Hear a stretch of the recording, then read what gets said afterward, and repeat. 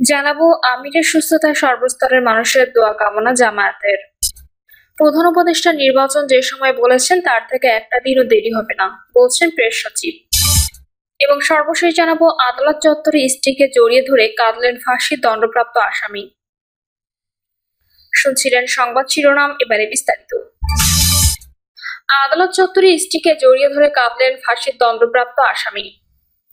Faridpur easy bike চালক শওকত মোল্লা হত্যা মামলায় দোষী সাব্যস্ত করে 5 জনকে মৃত্যুদণ্ড, একজনকে 10 বছরের সশ্রম কারাদণ্ড দিয়েছে আদালত। এ সময় আদালত চত্বর থেকে পুলিশ পাহারায় কারাগারে নেওয়ার সময় কান্নায় ভেঙে পড়েন আসামিরা। শহরের রবিদাস পল্লীর বাসিন্দা আসামি রাজেশ রবি দাস এ সময় তার স্ত্রীকে জড়িয়ে ধরে কান্নায় ভেঙে পড়েন। তার শরীরে এ সময় ডান্ডা বেড়ি লাগানো ছিল। পুলিশ পরে তাকে কারাগারে নিয়ে যায়। রায় ঘোষণার সময় মৃত্যুদণ্ডপ্রাপ্ত একজন বাদে বাকি সকল আসামি আদালতে উপস্থিত ছিলেন। রায় ঘোষণার পর তাদের পুলিশ পাহারায় জেলা কারাগারে নিয়ে যাওয়া হয়। পরদিকে 10 বছর সশ্রম কারাদণ্ড দেওয়া হয়েছে রাজবাড়ী সদরের মজলিশপুর গ্রামের মোহাম্মদ বাদশা শেখকে। পাশাপাশি তাকে 10,000 টাকা জরিমানা করা হয়েছে। জরিমানা অনাদায়ে তাকে আরো 10 মাস বিনাশ্রম কারাদণ্ড ভোগ করতে হবে। আদালত সূত্রে জানা যায়, নিহত শওকত মোল্লা শহরের পশ্চিম খাবসপুর এলাকায় মোহাম্মদ আয়নাল মোল্লার ছেলে। তিনি ইজি বাইক চালিয়ে জীবিকা নির্বাহ করতেন। 2019 সালের 14 নভেম্বর শওকত মোল্লা ইজি বাইক নিয়ে বিকেল 4:30টার দিকে বাড়ি থেকে বের হয়ে নিখোঁজ হন।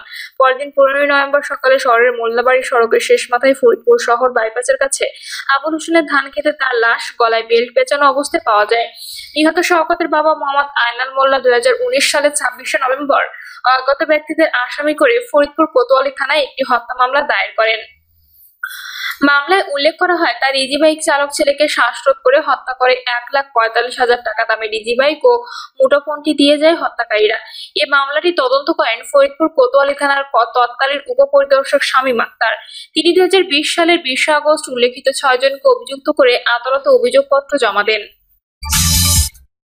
প্রধান উপদেষ্টা নির্বাচন যে সময় বলেছে তার থেকে একটা দিনও দেরি হবে না, বলছেন প্রেস সচিব। প্রধান উপদেষ্টার প্রেস সচিব শফিকুল আলম বলেছেন, আগামী 4-5টা দিন বাংলাদেশের রাজনৈতিক বন্দোবস্তের জন্য একটি ক্রুশিয়াল সময়। জুলাই ঘোষণাপত্র নিয়ে কাজ হচ্ছে, জুলাই সনদ নিয়ে কাজ হচ্ছে। 5ই আগস্ট জুলাই গণ অভ্যুত্থানের বর্ষপূর্তি, সেটা সামনে রেখে কাজ চলছে। শফিকুল আলম বলেন, আগামী 5-6টা দিনে বুঝবো যে আমরা সামনে কোথায় যাচ্ছি।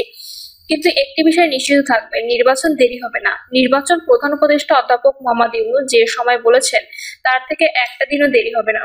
নির্বাচন প্রসঙ্গে প্রেস সচিব আরো বলেন, প্রধান উপদেষ্টা প্রথমে বলেছিলেন এপ্রিল হবে, পরে লন্ডনে বলা হয়েছে যদি অনেকগুলো সংস্কার হয় তাহলে সেটা ফেব্রুয়ারিতে হবে। গাজীপুরে বাড়ল সংসদীয় আসন, খুশি নেতারা। জাতীয় সংসদ নির্বাচনের আগে সংসদীয় আসনের সীমানা পুনর্নির্ধারণের অংশ হিসেবে গাজীপুরে একটি সংসদীয় আসন বাড়ানো হয়েছে। আগে এখানে 5টি আসন ছিল। এতে খুশি বিএনপি সহ বিভিন্ন রাজনৈতিক দলের নেতাকর্মীরা। সর্বশেষ আদমশুমারি অনুযায়ী গাজীপুরের জনসংখ্যার আগের চেয়ে বেড়েছে। এই কারণে গাজীপুরে একটি সংসদীয় আসন বাড়ানোর প্রস্তাব করা হয়েছে। মূলত গাজীপুর 1 ও গাজীপুর 2 আসনের সীমানা পুনর্নির্ধারণ করে গাজীপুর 6 নামে একটি সংসদীয় আসন বাড়ানো হয়েছে। এটি গাজীপুরবাসীর দীর্ঘদিনের দাবি ছিল। একটি আসন বাড়ানোতে স্থানীয় বাসিন্দাদের মধ্যে, বিশেষত রাজনৈতিক নেতাদের মধ্যে সন্তোষ প্রকাশ পেয়েছে। প্রস্তাব ভিত্তিক 6টি সংসদীয় আসনের মধ্যে গাজীপুরের কালিয়াকৈর পৌরসভা সহ উপজেলা এলাকা ও সিটি কর্পোরেশন 1 নম্বর ওয়ার্ড থেকে 12 নম্বর ওয়ার্ড এলাকা নিয়ে গাজীপুর 1 সংসদীয় আসন প্রস্তাব করা হয়েছে। গাজীপুর সিটি কর্পোরেশনের 13 নম্বর ওয়ার্ড থেকে 13 নম্বর ওয়ার্ড এলাকা ও 33 নম্বর ওয়ার্ড এলাকা ও সদর উপজেলার বাড়িয়া ইউনিয়ন এলাকা নিয়ে গাজীপুর 2 সংসদীয় আসনের নির্বাচনী এলাকা নির্ধারণের প্রস্তাব করা হয়েছে। জেলা শ্রীপুর পৌরসভা সহ উপজেলা এলাকা ও সদর উপজেলার মির্জাপুর, ভাওয়ালগড় ও পিরুজালি ইউনিয়ন ও গাজীপুর সেনানিবাস এলাকা নিয়ে গাজীপুর 3 সংসদীয় আসনের নির্বাচনী এলাকার অন্তর্ভুক্ত করে গাজীপুর 3 সংসদীয় সীমানা নির্ধারণের প্রস্তাব করা হয়েছে। কাপাসিয়া উপজেলা এলাকা নিয়ে গাজীপুর 4 সংসদীয় আসন আগের মতো ঠিক রাখা হয়েছে। গাজীপুরের কালীগঞ্জ পৌরসভা সহ উপজেলা এলাকা নিয়ে আগের মতো গাজীপুর 5 আসন অখণ্ডিত রাখা হয়েছে। নতুন সীমানা নির্ধারণের প্রস্তাবে গাজীপুর 6 আসন নতুন করে বাড়ানো হয়েছে। প্রস্তাবিত নতুন আসনটি গাজীপুর সিটি কর্পোরেশন 34 নম্বর ওয়ার্ড থেকে 57 নম্বর ওয়ার্ড এলাকা নিয়ে গঠন করার প্রস্তাব করা হয়েছে। এখানে গাজীপুর 1 ও গাজীপুর 2 থেকে সিটি কর্পোরেশনের কয়েকটি ওয়ার্ড আলাদা করে একটি আসন বাড়ানো হয়েছে। এ বিষয়ে বিএনপির ঢাকা বিভাগীয় সাংগঠনিক সম্পাদক কাজী সাইদুল আলম বাবুল বলেন, জেলায় একটি আসন বাড়ানোই ভালো হয়েছে, তবে বাসন থানা গাজীপুর ১ এর সঙ্গে ছিল, সেটিও খারাপ ছিল না। নির্বাচনী এলাকা ভাগ হওয়াতে এখন সাধারণ মানুষের সুবিধা হবে। আসন বাড়ানোর বিষয়ে বিএনপির জাতীয় নির্বাহী কমিটির সদস্য মাহজারুল আলম বলেন, জেলায় একটি আসন বাড়ানোর জন্য আমি নির্বাচন কমিশন বরাবর আবেদন করেছিলাম। এজন্য প্রধান নির্বাচন কমিশনার সহ অন্যান্য কমিশনারদের সঙ্গেও কথা বলেছি। একটি আসন বাড়ানোর গুরুত্ব তুলে ধরা হয়েছে, তারা বিষয়টি অনুধাবন করতে পেরেছে। তিনি বলেন, গাজীপুর ২ আসনে ৮.৫ লাখ ভোটার ছিলেন, দেশের কোনো একক আসনে এত ভোটার নেই। এই কারণে এখানে আরো একটি আসন বাড়ানো প্রয়োজন ছিল।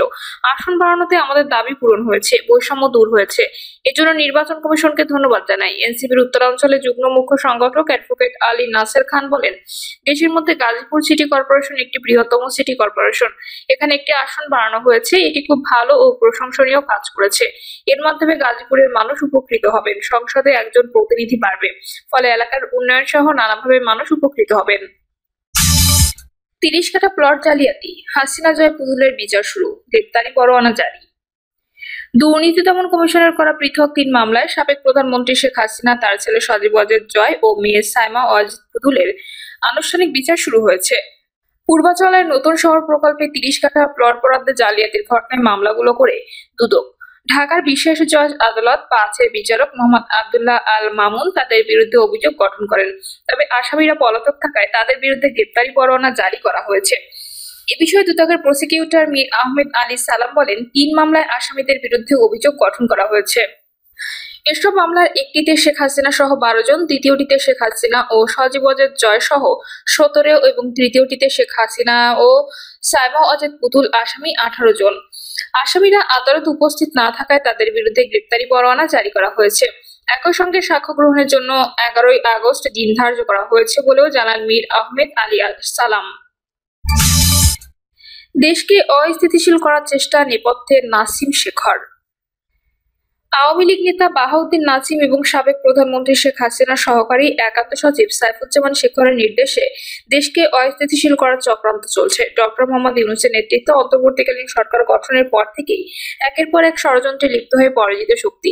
সব ধরনের পরিকল্পনা ব্যর্থ হওয়ার পর নতুন করে সক্রিয় হয়ে উঠেছে কার্যত নিষিদ্ধ দল আওয়ামী লীগ। এবার তাদের টার্গেট বড় ধরনের হামলা চালিয়ে দেশকে অস্থিতিশীল করে তোলা। অনাকাঙ্ক্ষিত ঘটনা কিভাবে ঘটাবে, ঘটনার পর কিভাবে পালাবে, শেখ হাসিনাকে কিভাবে দেশে ফিরিয়ে আনবে, জনসমাগম কোথায় ঘটাবে প্রভৃতি বিষয় নিয়ে এরই মধ্যে একটি প্রশিক্ষণ কর্মসূচি সম্পন্ন করেছে কার্যত নিষিদ্ধ আওয়ামী লীগ। ৮ই জুলাই সকাল ১০টা থেকে সন্ধ্যা ৬টা পর্যন্ত রাজধানীর একটি কনভেনশন হলে ওই প্রশিক্ষণ সম্পন্ন হয়। সেখানে অংশ নেন ৪০০ নেতাকর্মী। ষড়যন্ত্রের মাধ্যমে দেশকে অস্থিতিশীল করে শেখ হাসিনাকে দেশে ফিরিয়ে আনার পরিকল্পনা তাদের ছিল। পরিকল্পনায় যুক্ত শম্পা, সোহেল রানা সহ ঢাকা থেকে ১৪ জনকে সন্ত্রাস বিরোধী আইনে গ্রেপ্তার করার পর ২ দফা রিমান্ডে দেওয়া হয়েছে। এছাড়া সারা দেশে আরো বেশ কিছু গ্রেপ্তার করা হয়েছে। আইন শৃঙ্খলা রক্ষাকারী বাহিনীর উচ্চ পর্যায়ের সূত্র বিষয়টি নিশ্চিত করেছে। নির্দেশদাতা শেখর এবং নাসিম বিদেশে পলাতক থাকলেও আওয়ামী লীগ নেতা সোহেল রানা ও শামীম